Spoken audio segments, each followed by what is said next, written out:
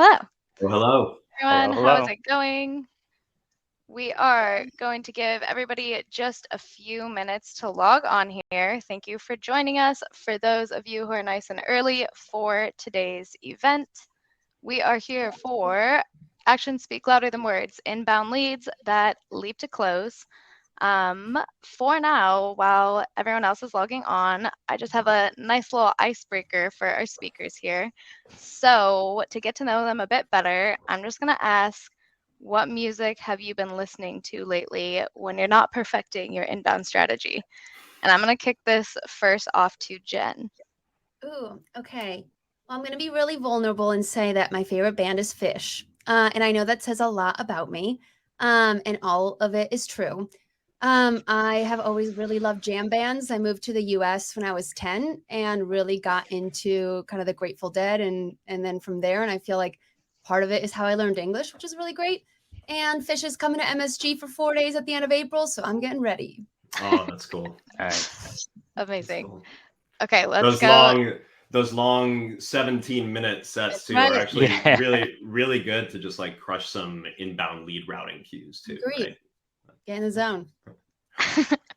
Okay, let's go to Dennis next. Yeah, I'm a little more boring.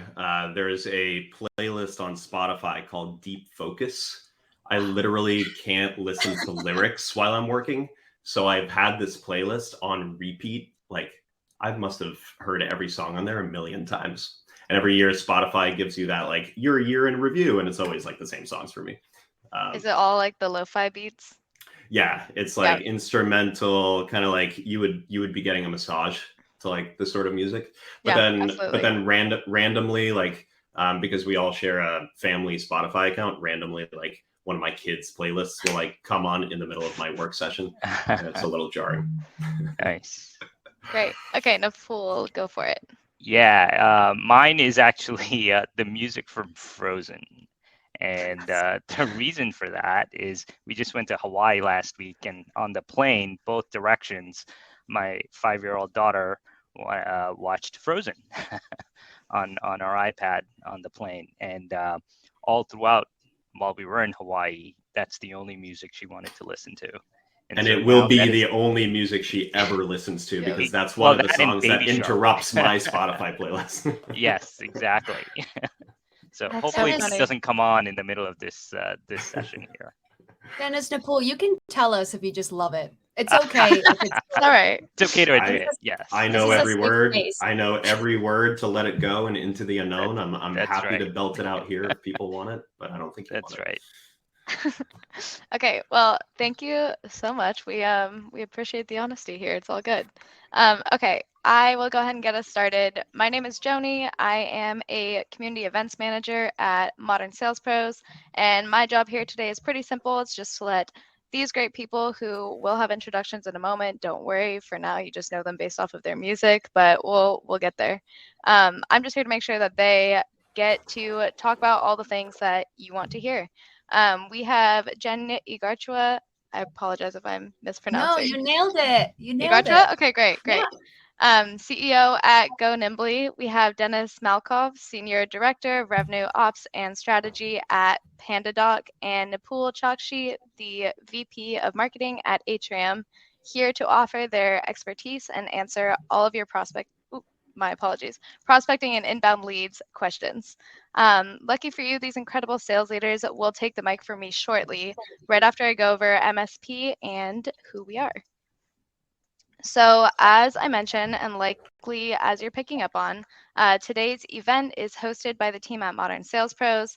For those of you not familiar or whose first event this is, MSP is the largest revenue leadership community with 22,000 plus members and counting. We are for leaders in sales management, sales and revenue operations, sales development, and all related supporting disciplines. Our mission is to create an environment for our exclusive members to answer questions they'd otherwise struggle to solve on their own, and to help them see around corners they may not even know are there. We do that through great live sessions like what you're about to see today, and through a robust online forum, and hopefully in the near future, in-person events, which, as a teaser, we have for our upcoming summit, which I'll get into in just a bit. Those of you who were not previously admitted into the community, you should now have access. And if you don't hesitate to drop us a line via modernsaleshq.com. And so, like I mentioned, we do indeed have an upcoming summit. If you haven't heard about it from many emails that we have been likely sending to you, this is our Revenue Excellence Summit, and it is indeed supercharged. We have 3 days and 11 events with some absolutely amazing speakers. So I will be dropping a link into the chat in just a bit here so that you can check it out and get registered if you haven't already. But now, enough about MSP. I'd like you to take a look here at Chili Piper, which is an absolutely amazing company that focuses on inbound leads and is here to make your conversions much easier. And with that, we'll move to today's event, which is indeed sponsored by Chili Piper. I would like to introduce you to our panelists for the day. First up, we have Jen Igartua, the CEO at Nimbly. So go ahead, Jen. Awesome. So just to introduce myself, relevancy, why am I here? Why am I able to talk about inbound flow? I started my career as a technologist. I worked at Blue Wolf, which was then purchased by IBM. And really my emphasis was I was an Eloqua consultant. Then I became a Marketo consultant. And then quickly I realized that there was nothing I could do in these platforms that wasn't affecting the sales team. So then my obsession really became around this kind of handoff between sales and marketing. Why were these two teams that should be so aligned, having trouble making decisions and having trouble really creating a great frictionless buying experience? Fast forward 5 years later, started Nimbly, really under that pretense of unifying your business stack, unifying your processes. And really that's where revenue operations became our language and what we do every day. Really proud to work with customers like Zendesk and PagerDuty, and here to answer any questions you've got about that. Thank you. Oh, fun things about me, actually. I love improv. I make board games on the side. I'm doing stand-up for the first time next Thursday. So there are things beyond sales and marketing flows that I love. That's awesome. Wow, I want to hear the stand-up. This is the perfect opportunity, Jen. I'm just saying, we have a stage right here. Yeah. Stay 30 minutes after and we'll practice. Yeah, there we go. Okay, let's go to Dennis next. Yeah, hi everybody. So I lead RevOps and strategy. Really, we're kind of recreating that and calling it business operations now at PandaDoc. Been there for about 4.5 years. Came from big companies and startups alike before that, and started in RevOps. This may be familiar to you, Jen, as an army of one years ago, and have been just really proud and thankful, grateful to be able to build out a team around objectivity, clarity, and delivering accountability to the rest of the business. So our mission is really help others do their best work.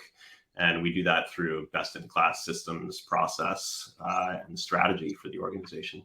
So just like you, Jen, we kind of sit at the center and are the glue for the marketing, sales, and customer experience organizations, and make sure that our company strategy is flowing all the way down to the tactics in the business, and that all obviously has to flow back up and meet the company strategy. So just a really high impact team, high impact role. And as far as why I'm here, PandaDoc is almost 100% an inbound driven business. So we get, somewhere between 1.5 million to 2 million visits every single month to our website. Massive, massive top of funnel. And our whole job is just making sure that we give the right leads, the right experience, with the right assets at the right time. So our product is a document solution and workflow product. And we have a freemium motion, really big acquisition funnel at the top of the funnel. So it's all about just getting people into our product, and making sure they have a great experience. Awesome. Thank you, Dennis. Appreciate it. And lastly, but certainly not least, your guide for the day, the wonderful Nipul Chokshi, the VP of Marketing at Atrium. I will be back at the end for just a few closing words, but other than that, I'll let the experts take it from here. So Nipul, go ahead and take it away. Awesome. Thanks, Joni. All right. So my name's Nipul Choksi. Really fortunate to be kind of the MC here as part of this awesome discussion. My career was definitely a little bit windier road than Dennis or Jen's. I actually started out as an engineer and then product manager at Siebel Systems, and then slowly moved into marketing, doing marketing at companies with some pretty heavy-duty inbound motions like Marketo, Yammer, where I did, combination of demand gen, solutions, product marketing. And then now I run marketing here at Atrium, where again, a majority of our business is certainly inbound. And so the topics that we've got today, next slide, are certainly very relevant. And so just a little bit of housekeeping here. I know we're all excited to dive in, but just kind of the standard, this event is being recorded. I think every event in the universe in the last 2 years has been recorded, and every event in the universe has been providing recordings to attendees, and we are no different here. We'll also provide kind of key takeaways. Just look at the MSP website, specifically the previous events page. And then secondly, more importantly, if you have questions for us, as Jen mentioned earlier, we're here to kind of answer your questions, not just talk amongst ourselves. We're hoping for an interactive discussion here with the audience.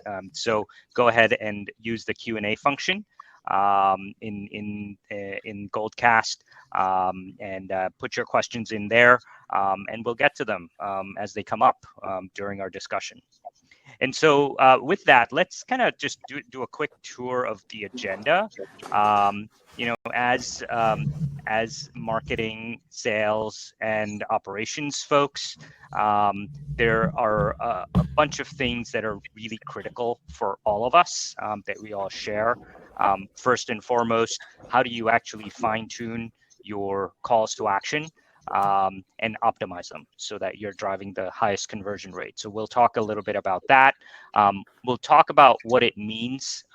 We're all operating in a very competitive market. So what does it mean to actually incept yourself, if you will, as a solution in your buyer's mind before they even know they have the problem? This is a challenge that I've certainly had, and I've got some great thoughts here as well. And I know Dennis and Jen do here, so that'll be a great point of discussion.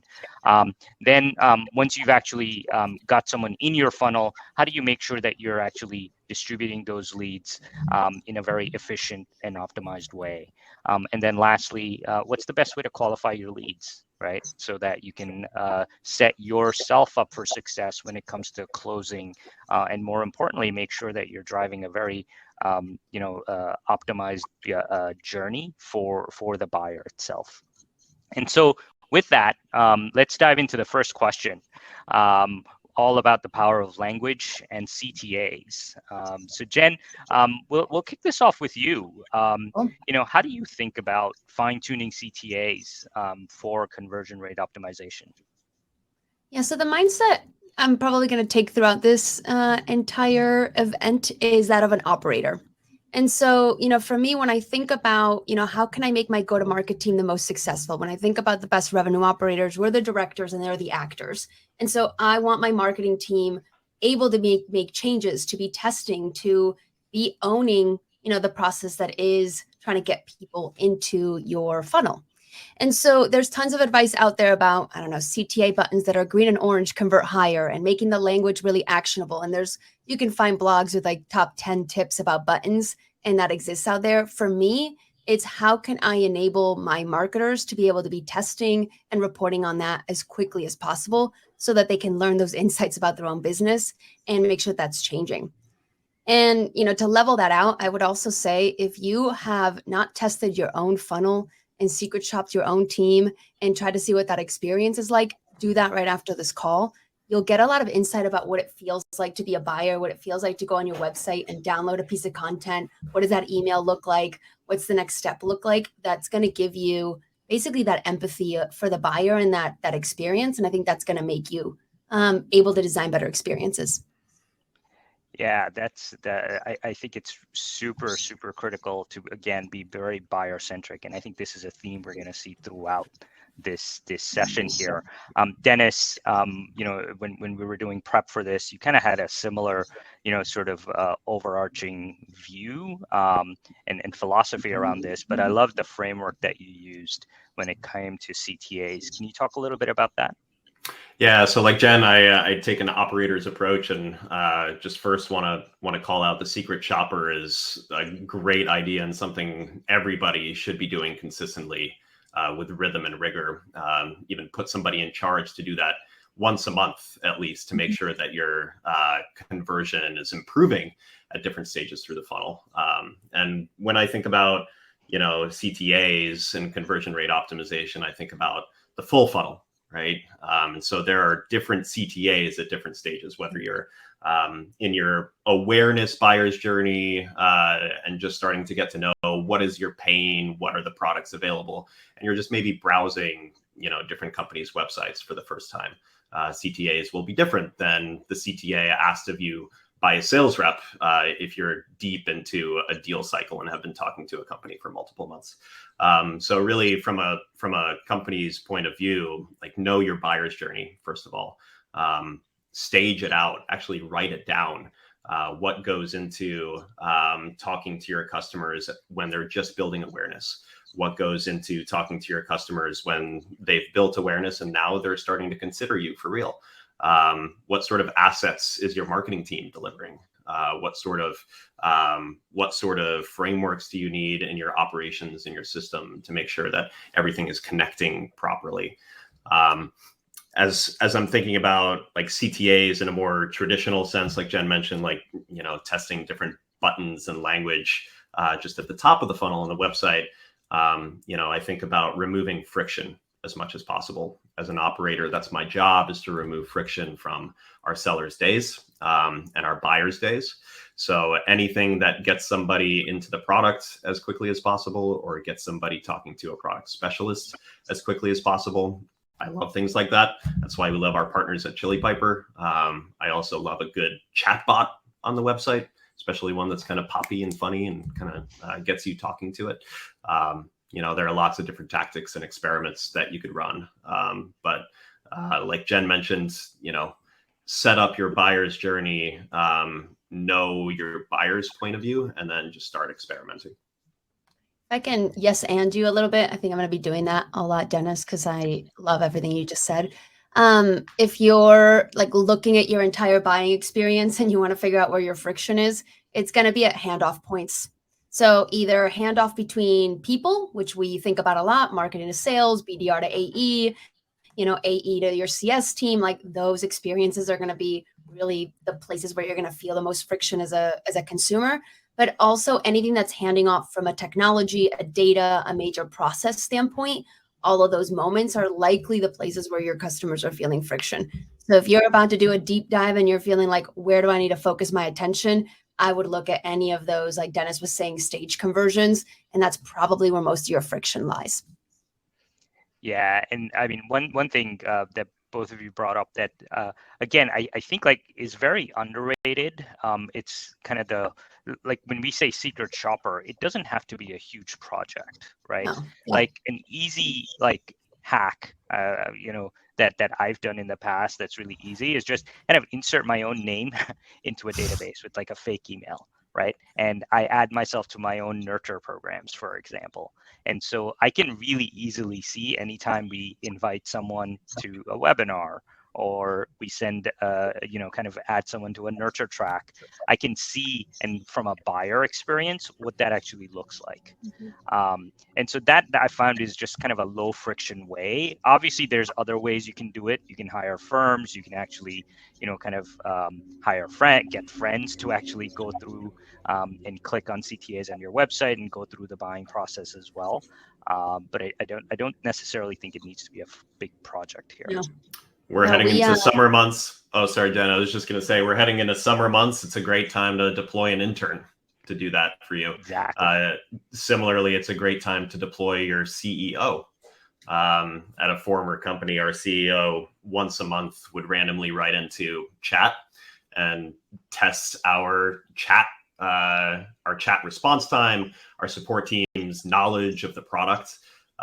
It's a great way for executives of the company to get involved in the buyer's journey as well. Sorry, Jen. Very cool. Now I'm going to yes and a pool. So when we think about doing secret shopping, so we do this work for our customers, and it can be a big project, especially if you want to secret shop yourself and your competitors and do that big analysis. But we have basically a shorter frame of mind that we just talk about durability testing, which is if you have a hypothesis, then you can test it really quickly. If you're thinking to yourself, oh, we have a terrible experience at X stage with this particular type of customer, then you can go and pretend to do that. You don't have to do the entire sales cycle. You could go and submit a form and wait and just see how long does it take to respond. If you don't have a tool like Chili Piper or something else that, lets you schedule right away, how long did it take for you to schedule? How persistent were people? And that is something you could do in a couple of hours. So don't be afraid of doing this process, because you'd be surprised. We don't get sniffed out very often, and we don't try that hard. Yeah. So, people are in their workflow and they're going to respond to you. And so it's not as hard as it might seem. Yeah. You can be your own strongest critic, right? For sure. Absolutely. And to your point, Jen, it's all about removing the friction. Right. And so with that, I think that's a nice lead into our next topic here. When it comes to removing friction, especially these days, everybody's in a hyper competitive market. The further up the buyer journey that we can actually kind of incept ourselves in the buyer's mind, the better it is. Right. And so, I think I, as a marketer, have definitely given a lot of thought in terms of how I can kind of get in my prospects' heads before they even know that they have a problem. So I'd love to get your guys' perspective on this. And so maybe this time I'll kick it off with you, Dennis, in terms of, how do you generally think about this? Yeah, Leonardo DiCaprio had a device that could do it. I think that's a good first option. Yeah. But I'm a software buyer, so I'm probably one of the hardest people to get 5 minutes with on the phone, let alone to read an email. It takes asymmetric effort to get me to listen to somebody's cold call or cold email. There is just so much information out there, and we've kind of entered this phase of software buying where it's a lot more end user led. So we talk about in a product led motion, we're a product led growth company. End users is where it's at. So, traditional buying cycles for enterprise software back in the day would be, the CTO and a project manager kind of running this very long sort of assessment with multiple companies, and you'd be in this very formal kind of RFP driven approach. Now companies like, Slack and Monday.com and Miro have made a market out of just getting that first end user and then creating virality and ease of access for their platform to grow that end user base. So it's really just about, there's so much literature about ungating your content, making it easy to navigate your website. Just, make your first point of entry a very simple, easy to understand point of entry. So if I'm an operator and I'm looking for a solution, I know exactly where to go when I hit your website from the homepage.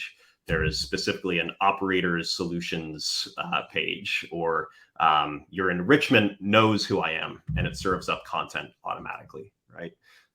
So the easier you make it for your buyer to understand what it is you do and why you do it better than the other guys, the better off you'll be. Yeah, I mean, so it's all about, again, like going back to thinking about like the customer perspective here, right? Jen, how do you kind of think about, how do you and your team think about this? Yeah, I actually am going to talk about Go Nimbly. I tend to talk about what we do for our customers just because we work with SaaS companies primarily. And we're obviously a services company. It's actually, we're launching a new website next week. Our website has been the same landing page for 7 years just because we've had a lot of like referral based work. And now we're changing into wanting to tap into this inbound demand gen strategy. And one of the things that has been really interesting in that journey is kind of keeping a pulse on what our customers are talking about in a space that's blowing up. And so about 5 years ago, we had most of our messaging and most of our conversations and sales conversations around what is RevOps? What do you mean? Like, how is this different? And then it kind of moved into like, why? How do I get, our CEO to listen? How do I, get this to be a true strategy? And then now I'm finding most of our conversations are around the how. Like, what does it actually mean to get this done? How are we structured? What does it mean to work in a different way? What does it mean to align teams? And so I tell that story to just make sure that you're keeping a pulse on like how mature is the market on the problem that you're solving, the technology that you're selling, the honestly just the sentiment around the space, and make sure that you're matching that. It can be actually bad to be too ahead of it. For a long time, we were doing all of our thought, like I was trying to pitch everybody on how and all the solutions, but all the people I was speaking to were still on like, what the heck is this? And so just make sure you have a pulse on, how mature is the market, because you have been thinking about this all day. And that does not mean that your prospects are. Yeah, absolutely. It's all about like, what is it and why? Why is it important? Right. I think that's really important. I've actually also found that it's important to make it as consumable as possible. One really great piece of like thought leadership, if you will. I mean, all of what we're talking about, it kind of falls into a thought leadership type bucket, right? When it comes to, getting people to see your point of view, right? And one of the great, like, so there's a company called Postman that sells API software to developers. And I saw that they did this great, it was a comic book that basically told their story for the category that they're creating. And I thought that was a really clever bit of marketing where they were able to, in a really entertaining, consumable way, able to really articulate kind of, why is it that their category mattered? Meaning what's the reason for solving the problem, and how do you, what is the actual way in which you can go about doing that? So I thought that was a really good example of that. What are your guys' thoughts on kind of how you make things more consumable, especially kind of higher up in the funnel here? So interesting, because the example you gave me, I'm not their buyer, and I would roll my eyes so hard at that. Yeah. Like, if you make me read a comic book to learn about your platform. So, I'm not their buyer. Yeah. They know their buyer. Maybe that works. But for me, I look at that and I go, don't waste my time. I'm not clicking through, 15 pages. But if it's working for them, then, clearly you have to know, your buyer and how they consume information. I think that we do take the angle of thought leadership and being really direct and giving away essentially most of our IP because we think it's hard to implement anyway. And so that's also a tough balance, which is, how much do you give away? I'm still torn on the gate, no gate your content. We did it for we have nothing gated right now. And I'm kind of wanting to gate a few large pieces of content that do deserve follow-ups and do deserve, more like I want to follow up with saying, hey, consume XYZ and that this makes sense, etc. And I love a good dark funnel. I get plenty of people coming to me and saying, I heard you on a podcast. And I'm comfortable not knowing, but I'm still a little torn on the kind of 100% don't ask for any equity exchange from your customers. I still feel like if it's good enough, they'll give you your email. It's a constant push and pull, right? Like, as operators, we also want to be able to measure everything. Like, don't tell me the dark funnel is not measurable. I'll measure it. I'll make up heuristics that will help me measure it. But I'm on the other end of the spectrum. Interestingly, Jen, I would totally read that comic book. I think that's brilliant. I think we're in such a like mass media consumption mode, and everybody's doom scrolling on their phones all day and every day to consume world news. Anyway, I think like another case study, another Medium post, I'm just going to glaze over that. I think if you hit me, and every buyer is different, but if you hit me with something that's, different and interesting, that'll be much more likely to get my eyeballs than something else. But it's all about testing at the end of the day, right?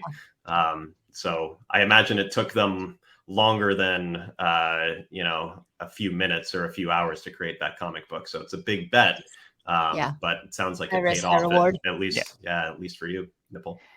Yeah, no, absolutely. And I mean, I think like the really important takeaway, and by the way, I think like this is such a meaty topic. It probably deserves its own webinar here. But the key point here is it's really important to understand your buyer, right? And know what they like, how they like to engage and consume content. You got to start with that. And so let's kind of, let's assume that we've kind of, incepted our buyers with a comic book or whatever, right? A case study, PDF, if that's the way they choose to consume it, video, et cetera, et cetera, et cetera. And now they've actually entered your funnel. How do you actually distribute that buyer, now called a lead, in our parlance, in kind of an efficient way? How do you think about that? Jen, do you want to just kind of talk through your framework there? Yeah. I can talk specifically about kind of lead routing and that technology landscape. I think the biggest thing I would say is these tools are not that expensive to get yourself a good lead routing tool right away. And it will save you such a headache. I have been the person that's hacked a lead distribution lead assignment, based on the last digit of your Salesforce ID routed to this person, that person. It's just such a pain in the butt to manage during, PTOs, and your SDR should be promoted, within a year. And there's all this, it's just an ever-changing landscape of how you route. You will also change your rules all the time, open up territories, change them. So my biggest advice is actually get a tool that scales there. It's worth the investment, even early. I've implemented it with 3 reps before.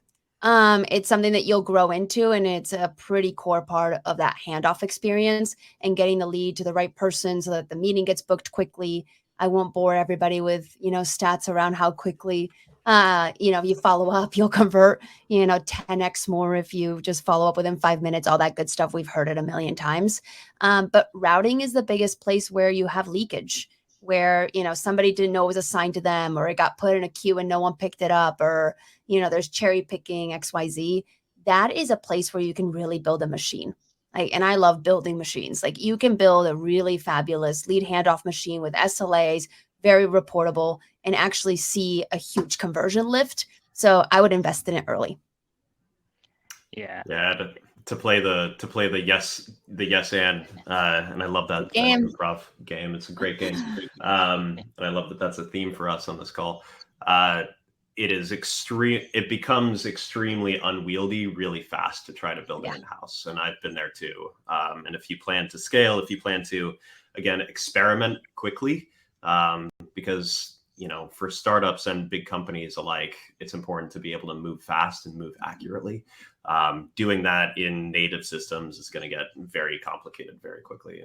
And our whole thing is removing friction, right? So we need to add simplicity, not add complexity. My biggest thing with a big inbound funnel is have some sort of intelligence at the top of your funnel. So in addition to lead routing, building some sort of, it doesn't have to be a fancy lead scoring model, but some appropriation between your highest cost resources and your lowest cost resources. And what I mean by that is you will have some leads that are really hot, really high intent, hand raisers who will fill out a demo form or a contact sales request. in XYZ company size, right? You need to know who your ideal customer profile is. If that person is your ICP and they've shown they have big interest, you need to get that to one of your most tenured, one of your most expert resources, right? If it's a smaller company, maybe they're not in your ideal customer profile. Maybe you're training new reps, or maybe you want to send them just to self-service in your product. If you have a self-service product, then maybe you send that to your lower cost resources. So some sort of scoring intelligence, and it doesn't have to be a scoring model. You could just say, if this company size and this demo form was filled out, I want to route it here versus route it there.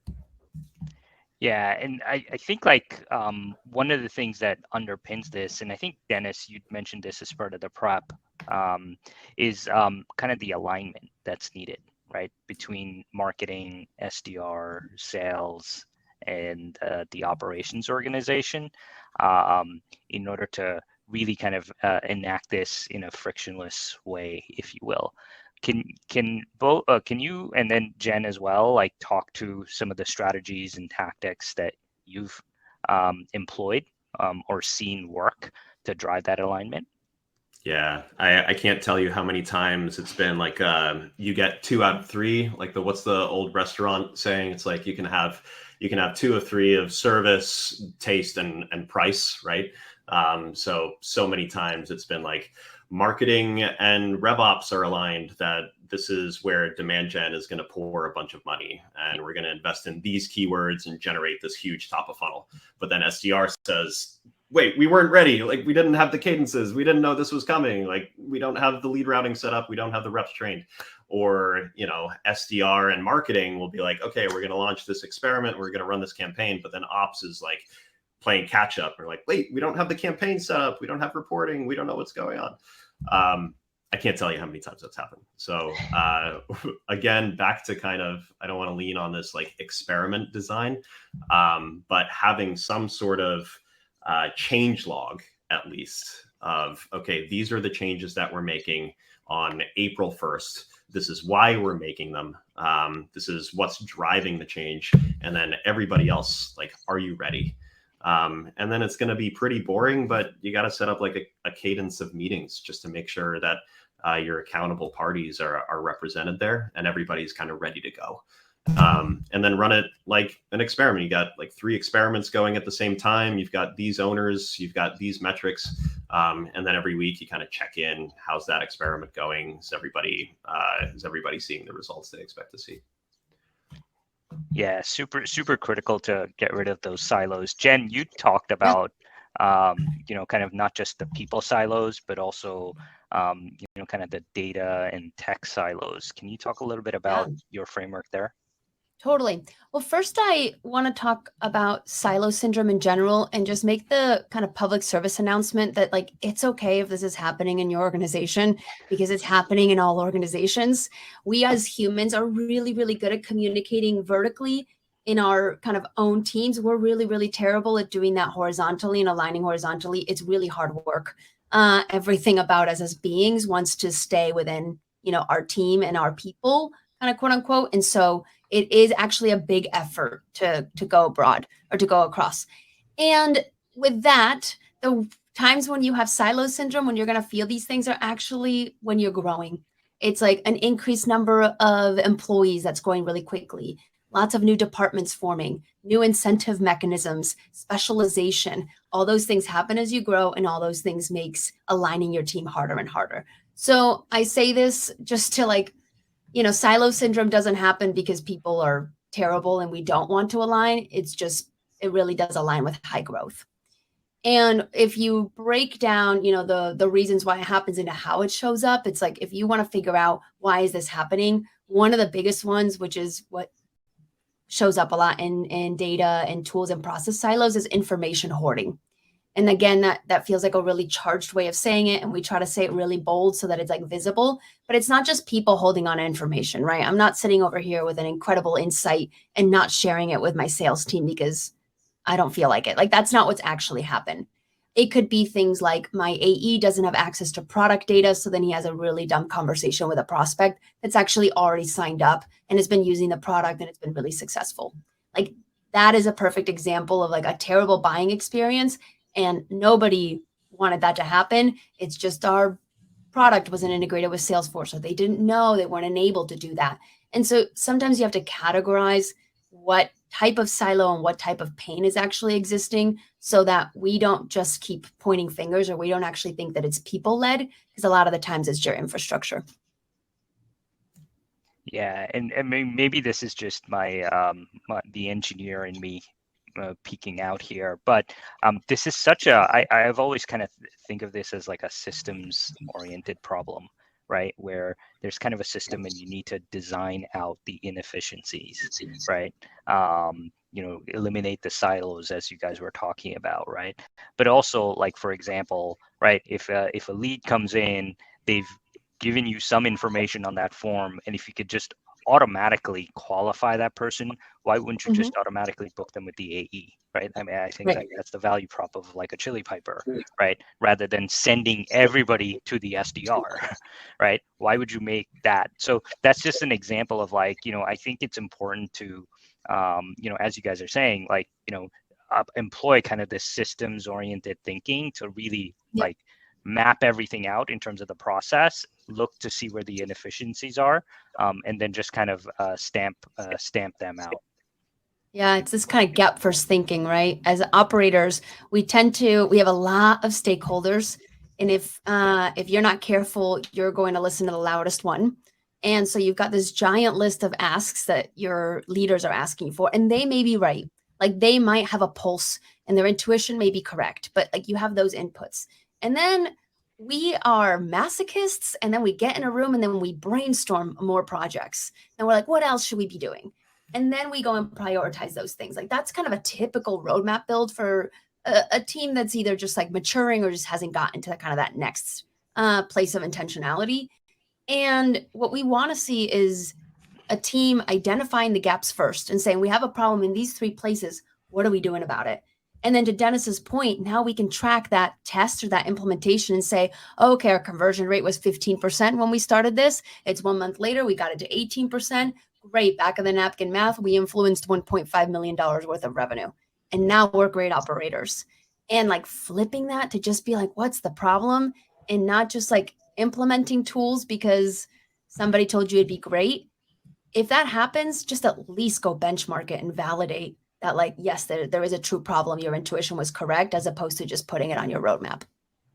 Yep. That seems like a natural evolution for a lot of businesses, right? Is to over systematize, over complicate, over commit, and eventually you kind of reach this natural progression of whoa, we gotta simplify. We have to constrain. We have to pick not a top like 20 P1s is not a thing. You can have one P1, one P2, one P3, right? Yeah. Did you know that the word priorities didn't come up till the 1940s? Like that word didn't exist in our vernacular. Like if you look at like, it used to just be priority. And then we like created priorities, probably, mixed with like what was going on in kind of industrialism and people and jobs and productivity and all that good stuff. And then we became with this word called priorities, and it's shot up. There's like a fun little graph that I'll share after this that just shows like after that, it's like in every business book. And, it actually completely invalidates the word. If you have multiple, you have none. That's awesome. Yep. I'm going to go use that this afternoon. Thank you for that. Cool. Ben. I'll send you the screenshot. I'm going to add that to one of my slide decks that I'm working on this afternoon for sure. I read something similar. I read something similar recently called the coordination headwind. I'll share too, which is basically if you have 10 people working on a project or an experiment in this case together, and they're giving 99% of their effort, like every single person in that group of 10 is giving 99% of your effort, you'll have a 0.99 to the 10th power probability of success, which translates to 90% probability of success, which is pretty good. But you can see the diminishing returns because most likely you're not going to have 99% of each person's effort dedicated to that project. You're going to have it dedicated to 10 different projects across 10 different people, which means, maybe you'll have 10% of your effort dedicated to that thing, which means you'll have less than a 10% probability of success. Awesome. Good stuff. Another topic that I think could deserve a webinar all onto its own, right? Such a meaty set of ideas and frameworks there. So let's talk a little bit about it, our last topic here, which is all about qualifying leads, right? The objective here is you want to basically speak the buyer's language, so that you're on a straight path to close. In order to do that, you need to qualify people who are in or out. So I'd love to get your guys' thoughts on that. We'll start with you first, Dennis, on this. How do you generally think about this? Yeah, this one kind of triggered an interesting thought in me as a prompt, because we're literally going through a big globalization push right now where we're localizing our website and our application. We think it's going to be a big lever. So we're literally trying to speak different languages when we're qualifying. So there's just an interesting kind of cultural component here that we're learning. Different cultures consume information and go through buyers' journeys a little bit differently than other Western cultures, for instance. But for me, the further up the funnel you go, the more human-led qualification is going out of style. And we talked about this a little bit. Nobody wants to sit through a battery of SDR qualification questions. I certainly don't. And there are obviously creative ways to do this, but you don't just want to be answering a checklist or a questionnaire. So really, how can you use your systems and your data and what you can infer about the person's both firmographic information, but also behavioral information, both on the website and in the application, to understand how ready are they to talk to somebody, how ready are they to buy. So ideally, at the very least, your reps are just doing their homework. Ideally, you have at least who this person is, right? So you can understand, do they fit your ideal customer profile? At the very least, from a firmographic, technographic perspective. But then also, hopefully, you have some product telemetry, so you know what they've been using and how long and how deeply. So you can just have a more intelligent qualification once they do reach a salesperson. And then the further down the funnel that you look, again, just make sure that you're mapping out your buyer's journey, you're understanding what are their jobs to be done, what are the decisions and actions that they're making at each stage, and just treat them like a partner. Don't treat them like you're trying to sell to them, but treat them like you're a trusted advisor. Yeah, that's a really, really good point.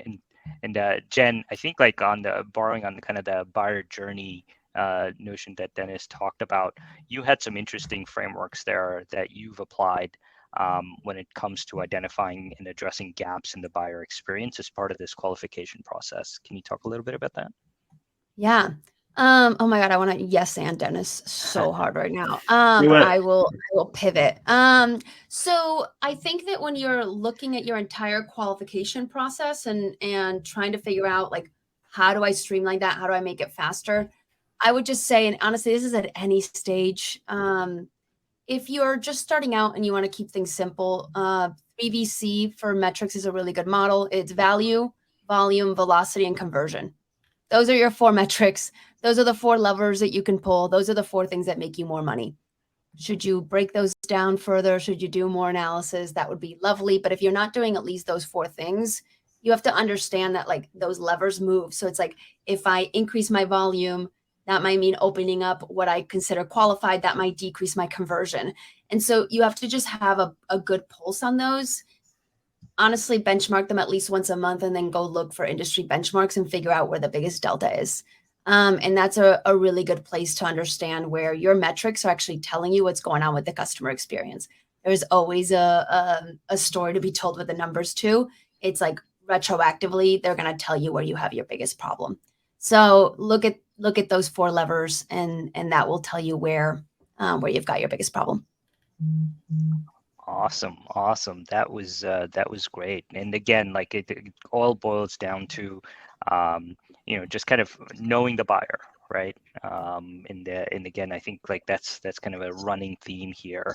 I know we're kind of running low on time here, so what I did want to do now is just kind of turn it over to you guys and just kind of have kind of like if there's like one or two key takeaways that you had for the audience who might be struggling with any of the 4 topics that we're talking about, what would those be? Dennis, let's kind of hear your takeaways there. Yeah, number one thing, I'm going to go back and secret chopper our website was my biggest takeaway from Jen. I really appreciate that. And I can't tell you how many PandaDoc accounts I have, but I'm going to have one more by the end of today. It really, again, if I could leave one more thing for everybody, it's just, again, buying that, mapping out that buyer's journey. And so a simple framework is awareness to consideration to decision to success or value. So make that your 4 stages and put it in a spreadsheet. Maybe we could share a template after this, Nipple.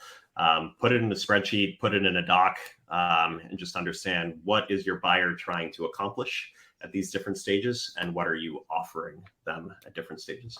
Just documenting it, just putting it down on paper, and then measuring success from stage to stage is going to be game changing for any organization. Cool. Jen?